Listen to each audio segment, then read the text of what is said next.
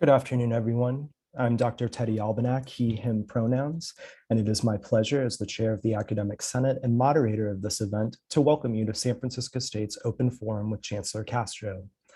I know many of us, though, may be understandably experiencing a range of emotions regarding this morning's announcement. Please take care of yourselves and take some time to check in with your colleagues and friends. One of the profound truths I've come to witness over the last 18 months is our ability as a campus to respond swiftly, adapt capably, and honor our deep commitment to our students and each other through unpredictable adversity. And today is no exception. It is with admiration that I wish to thank information technology and academic technology, campus communications, and campus leadership for maintaining the opportunity to host this important engagement. The next campus update will be provided later this afternoon by the President's Office. Before I introduce our guest, let me also thank you. The President's Office received over 40 questions and topic ideas for today's short 30-minute forum. The committee tried to consolidate duplicate questions while maintaining the wording as originally submitted. I know that I am ambitious and hoping to get to all 16 questions. So without further ado, please join me in welcoming to San Francisco State, the 8th Chancellor of the California State University, Dr. Joseph Castro. Chancellor Castro, would you like to begin with any opening remarks? Sure, thank you very much.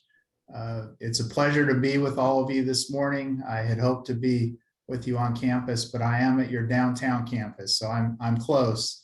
And I know it's been a challenging day for many, and I just want to express my appreciation for the way that things have been handled by the administration. And I know that we're all working to ensure that everybody is safe. So I'm happy to listen into the questions, and I'll answer them as effectively as I can, and we'll get to as many as we can, sir. I appreciate that. We'll start with one of the biggest topics that affects our campus community, which is housing. The San Francisco Bay Area faces significant housing shortages, and students, faculty, and staff lack on or near campus housing options that are affordable. How might the CSU help San Francisco State better address housing-related issues? Thank you. I know this has been a very significant concern at San Francisco State, and it is elsewhere. But as I've talked with President Mahoney, I know that there are plans to try to add housing for our students, and hopefully over time more for our faculty and staff.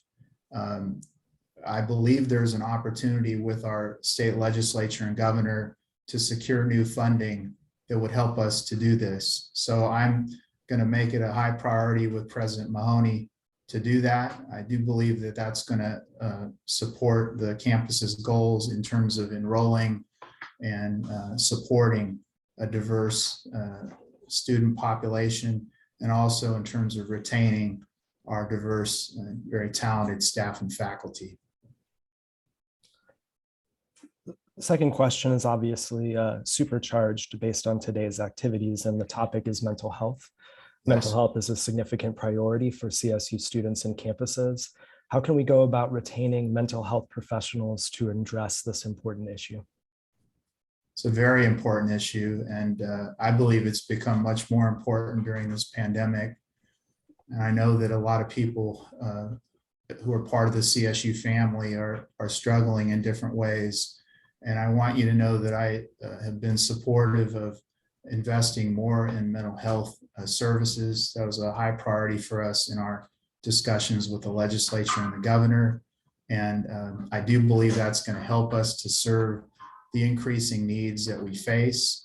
And we're going to continue to advocate for more resources that will be helpful in supporting our entire community, staff, faculty, and our students, of course. So you have my word that will continue to be a high priority, and I will support President Mahoney and her efforts with all of you. Thank you. I know that we're pleased to hear that. Number 3, pay plan.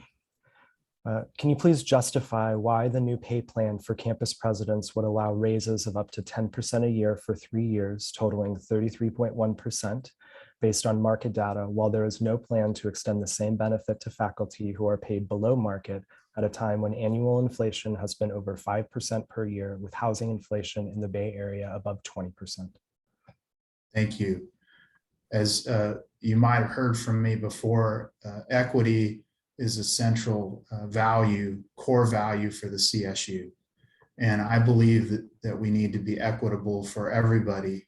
That would include our students in terms of the support for them to be successful, as well as our staff and our faculty and our administrators. And this policy deals with a longstanding equity challenge that we've been facing with our presidents. We have similar efforts right now undertaken for our staff. We were able to secure funding to do a study that will enable us to better understand the staff inequities and then to advocate for the resources to address those inequities. I'm prepared to do the same with the faculty as well. And I believe it's important for us to model equity in all ways. So you have my word in terms of those actions that will live up to our values. Perhaps this is a corollary, but as you can imagine, this was one of the most asked questions. But will faculty and staff salaries see substantive increases now that they've fallen behind regional averages? So we are right now negotiating with the CFA around a salary increase. If we're successful in coming to an agreement, we will then have the opportunity to discuss this with other unions as well. As you may know, we did not ask for any funding for compensation last year in the budget that was just passed. We were amidst a global pandemic, and we were focused on trying to survive, frankly, and worried about getting cut. Our budget turned out much better than we thought last fall. And even though we didn't ask for funding for compensation, we decided that we were going to prioritize it, and we're prepared to take funding from other areas in order to address this particular need. And then going forward with the budget that will go to the trustees in November for next year, for 21-22, we plan to request funding for compensation for staff and faculty. So I want everybody to know that this is a high priority for us to try our best to support, again, equity and to be able to recruit and retain the most talented and diverse faculty and staff. Student recruitment is our next topic. And how can we continue to recruit and uplift first-generation college students and students from historically excluded communities with a limited class availability, insufficient social and emotional support, and the most expensive living conditions compared to other CSUs? Well, I guess I would start by saying that the CSU is the most diverse, the largest, and I would say most consequential public university in the country. And San Francisco State is a vital part of that. I actually know a lot about your campus because I worked at UCSF and I was on your presidential search. And I know more about your campus today than I know about many other campuses. I think that you all have something special going on here in one of the world's best cities. And what we have to do together is figure out how we can make it possible for our students, faculty, and staff to thrive here. And I know that costs are a huge issue. And as I mentioned earlier, we're going to try to deal with the housing issues and compensation issues. I would also say that it will require us to be even more creative in how we think about educating students at San Francisco State. So for example, maybe not all of them have to be here every single day. We've learned during the pandemic to do things virtually. And while many want to be on campus every day, others may look to that flexibility and embrace it. And I do think there are opportunities that I know President Mahoney and her team are considering. And I believe that through creativity and through inspiring investment of public and private resources, the San Francisco State is going to continue to thrive, and so is the CSU. Appreciate that. Next topic, also incredibly important on our campus, is defunding the police. When you first got into office, you made a very strong stance in the conversation of whether to not defund the police. What are you committed to do to ensure Black students and other marginalized groups feel safe on campus? Well, as a man of color, I understand the concerns that have been expressed by so many in the CSU community and throughout the country about how police have treated communities of color for many, many years.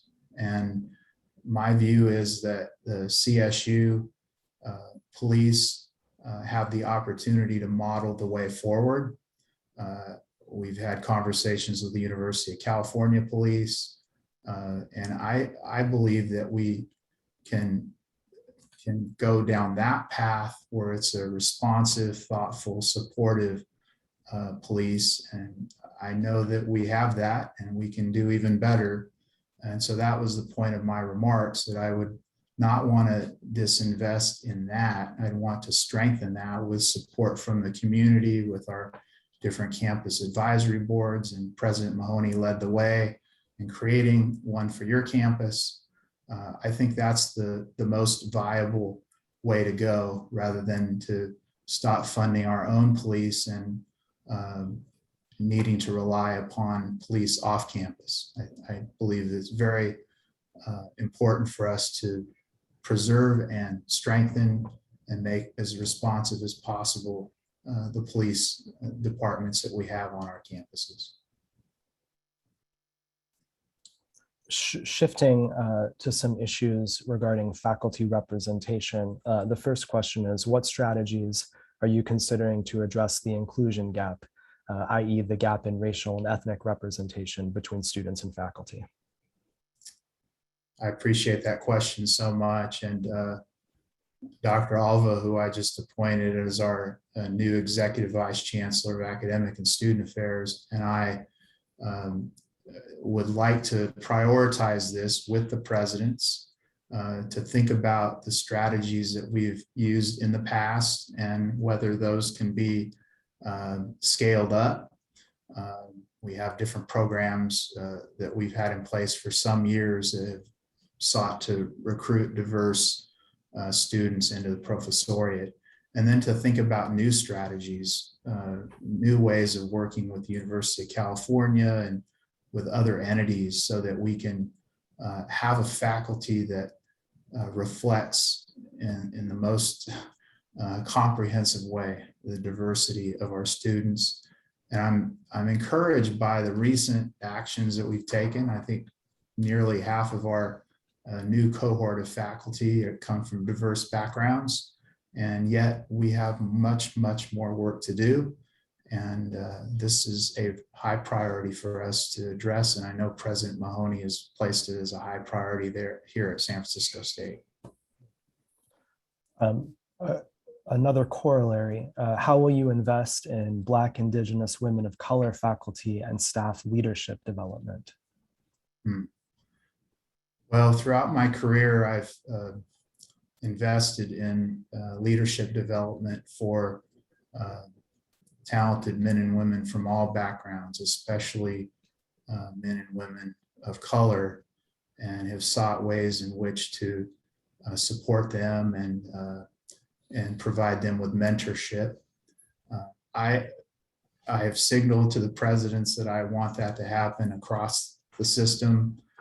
I will personally continue to be involved in doing that myself, and I know Dr. Alva has that longstanding commitment herself and is a wonderful role model for men and women of color across our system. So we will work again using the most thoughtful strategies and prioritizing funding to the extent we can to really move forward in making sure that we recruit and retain the most talented and diverse faculty. And for those who want to pursue a career in administration, which I think is a deeply meaningful way of spending time, to support that as well, because we want to have a very diverse administration across the campuses and for the entire system. Again, another corollary, but maybe related to some of those strategies that you mentioned, is it possible for faculty and staff to have additional funds available annually as part of an emphasis on professional development?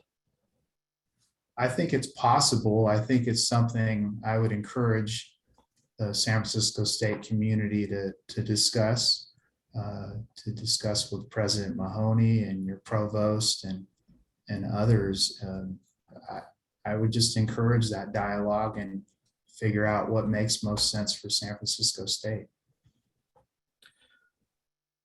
A longer question, but research scholarship and creative activities at San Francisco State is inextricably intertwined with education at San Francisco State. It plays a vital role in generating financial resources to support students and faculty at the university, supports the institution's aspirations to serve and succeed as the city's university, and is central to our social justice mission. Given our shared vision, the budget constraints, and the importance of RISCA, how would you create opportunities for more of our students to get involved with faculty research scholarship and creative activity and get those skills that will set them apart when they leave the university? Thank you. Well, one of the things that I would love to see happen over time in the Cal State system is for every one of our almost 500,000 students to have at least one opportunity that could help transform their lives and put them on a career trajectory that would be meaningful and successful. And Dr. Alva is a great example of this. At Cal State LA, one of her professors asked her to join their lab, and now she's the chief academic officer for our CSU system. And I see a lot of examples like that more and more every day, but I'd like to figure out a way where we can assure that all 500,000 of our students have that opportunity. And I think that some of those, a good number of those, could be in the research area, and it would be part of preparing a new generation of faculty and scientists for America. So I'm going to encourage and support that as much as possible. And I think public and private funds are part of the solution. And San Francisco State is a great place to model that for our system. Our next question is a little bit more specific, and I titled the topic Federal Compliance, but CSU compliance with Federal and State Native American Graves Protection and Repatriation Act legislation is the responsibility of every CSU campus. Has the Chancellor's office considered providing top-down funding for this important compliance work? We've had conversations, of course, about this very important topic, and the new state law that requires us to provide inventory information is one that each of our campuses is now focused on. And the Chancellor's office is going to support that through coordination of the work to make sure that we learn from each other and provide a robust and comprehensive response. I personally have met with Assemblyman Ramos, who's the first Native to be elected to the legislature, and we had a very productive discussion. He wants to be helpful to us. I believe he's going to visit the Chico campus soon to talk about these issues, and I think we have an opportunity to do the right thing and to model the way in this area. Thank you. I know that all of us at San Francisco State are incredibly invested in closing the equity gap, and that we have a variety of strategies from the administrative all the way down to the department level. Based on your experience and the research that you and your team are looking at, what do you think are the most successful strategies for closing that gap? Well, I just want to commend San Francisco State for the efforts that they've undertaken already in trying to close the equity gaps. And I know it's a high priority for President Mahoney and for the campus. I'm excited about a new strategic planning process that you're going to be undertaking under President Mahoney's leadership. And I believe this is going to be part of your conversations of how to address it. But we've at the Chancellor's office have suggested strategies that we think are have been tested and have succeeded at different places, and we've suggested those and encouraged them at other campuses. And one example I'm really excited about, I learned about this morning, is that San Francisco State reached out to students who had left the campus and invited them to come back. And many, more than was expected, said yes, which is a wonderful start. And I'm hoping that will create some momentum so that we can welcome our students back and help them get their quality degree in a timely way. Appreciate that response, and also appreciate my colleagues on the SSGI work group for that effort. It's a great effort. It was collaboration, wonderful model of collaboration. You previewed this in an answer to a previous question, but I want to shift to learning modality. First question in this category is, will campuses retain autonomy in deciding the modality of work after the spring 2022 academic semester? Absolutely. That's a decision made at the campus level between department chairs and faculty, with deans and provosts and presidential involvement. That is not something that I'm going to set a specific number for each campus.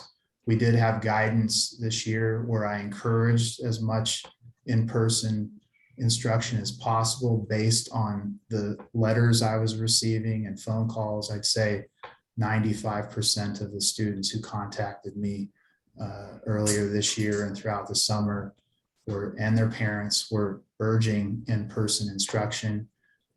San Francisco State, based on your survey, shows us a little bit of a different picture there. And I think the right balance is best determined at the campus level.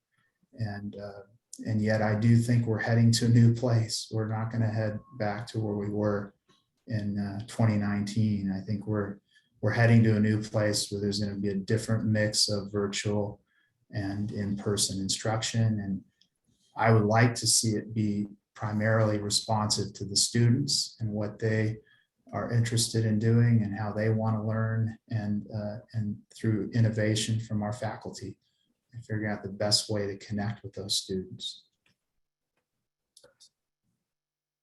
The next question was to reflect on important lessons learned from the pandemic in relationship to learning modality. I didn't know if there were any others you wanted to highlight at this point beyond your previous answer. Well, I think that we've all learned a lot through this process. I certainly have. And as I listen to students and faculty, I do hear a different kind of sense of virtual education. Many of the students will say to me, I actually appreciated the flexibility of virtual education. I just didn't appreciate having to be in my bedroom every day or a place where it wasn't suitable for learning. We all know that the inequities came to the surface in powerful new ways. And so I definitely am well aware of that. And for many students, they want to be on the campus. And for others, I think that we've opened the door to new ways of learning. And I'm excited about that. And I think it also provides some new ways for faculty to think about their own teaching and research and mentorship. Next topic is generally titled the CSSA resolution, and I'll read it as it was submitted as I have the previous questions, but I want to ask him about caste protections and when he will act on the CSSA resolution to add caste as a protected category and affirm caste oppressed students, staff, and faculty. Oh, it's a great question. I have Dr. Alva here with me. Dr. Alva, would you want to share an update on where we're at there? Sure. Good afternoon, everyone.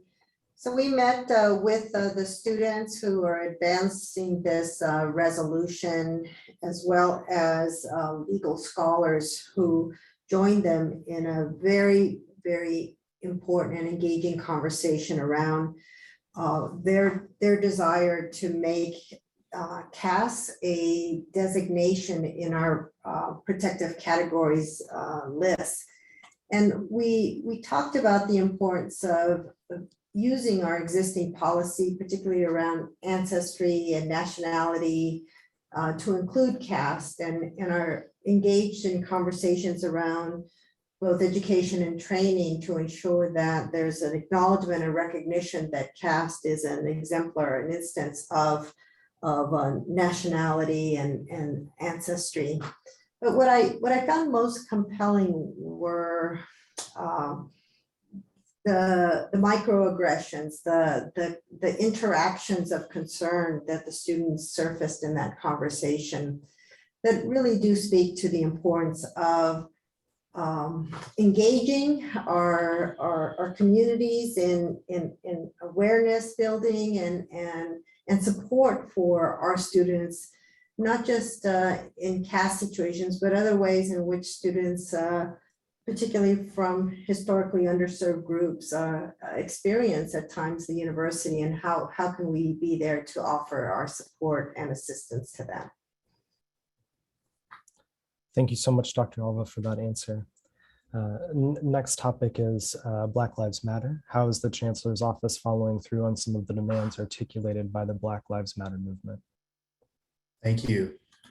Well, as I've said many times, Black lives matter, and they matter throughout our society and within the CSU.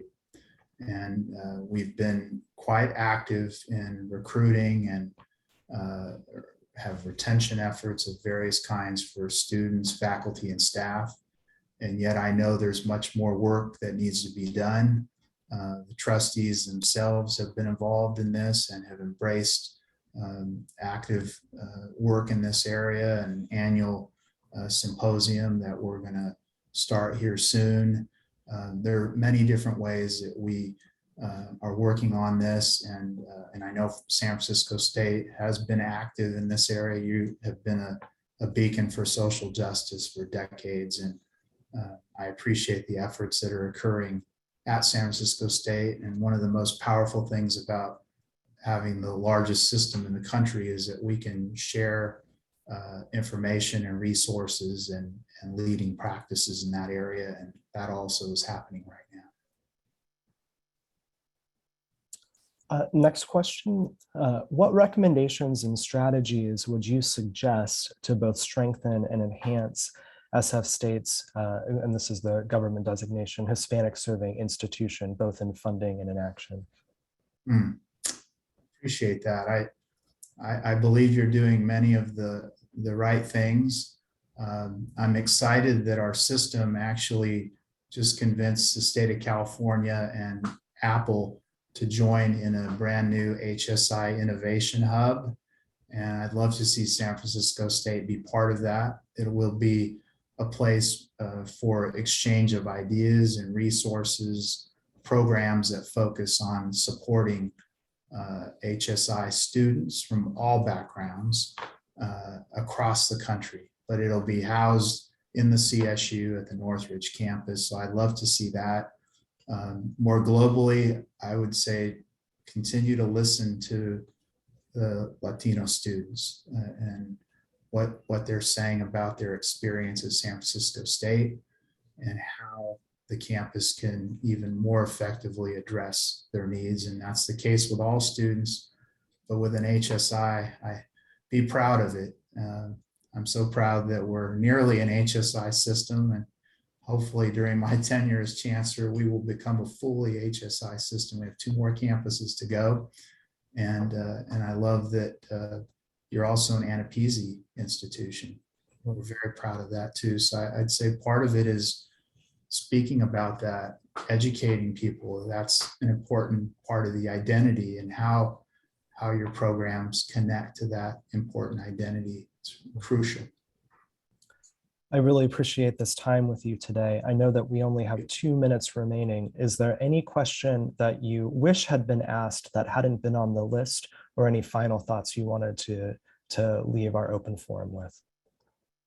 Well, I think I would just say thank you for your hard work throughout this pandemic. And I know that things are happening. Today is a great example. From one day to another, we don't quite know what's going to happen. And I just appreciate your flexibility and your focus on the mission and values of San Francisco State. You're a great campus and one of the world's best cities. And I know the future is very bright under President Mahoney's great leadership. So thank you so much for the time today. And I'm looking forward to being on campus personally soon. Well, as always, we appreciate your time. Thank you for your direct answers to our questions. And I wish you the best in your virtual meetings for the rest of the day and beyond. Thanks for joining us, and thanks everyone for attending.